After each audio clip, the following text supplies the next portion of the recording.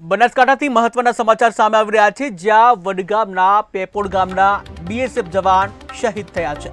ત્યારે શહીદના પાર્થિવ દેહને માદરે વતન લાવવામાં આવ્યા, જ્યાં કલકત્તામાં કૂચ બિહારમાં ગોળી વાગવાથી શહીદ થયા છે। ત્યારે ગાર્ડ ઓફ ઓનર આપી શહીદના અંતિમ સંસ્કાર કરવામાં આવ્યા, જ્યાં ભારત માતા કી જય શહીદ જે નારા લગાવવામાં આવે છે, ત્યારે પરિવાર સહિત સમગ્ર ગ્રામજનો અંતિમ યાત્રામાં જોડાયા હતા। ત્યારે 4 વર્ષથી 45 બીએસએફ બટાલિયનમાં જે ફરજ બજાવતા હતા અને જ્યાં તેઓ શહીદ થયા છે, કે જ્યાં શહીદ થતા સમગ્ર ગામમાં જે કહી શકાય સમગ્ર ગામમાં હાલ શોકનો માહોલ છે। ત્યારે વડગામના પેપોડ ગામના બીએસએફ જવાન છે શહીદ થયા છે। શહીદના પાર્થિવ દેહને માદરે વતન લાવવામાં આવ્યા છે। ત્યારે કલકત્તામાં કૂચબિહારમાં ગોળી વાગવાથી તેઓ શહીદ થયા, જ્યાં ગાર્ડ ઓફ ઓનર આપી શહીદના અંતિમ સંસ્કાર કરવામાં આવ્યા। ત્યારે ભારત માતા કી જય શહીદ અમર રહોના નારા લાગ્યા અને જ્યાં પરિવાર સહિત સમગ્ર ગ્રામજનો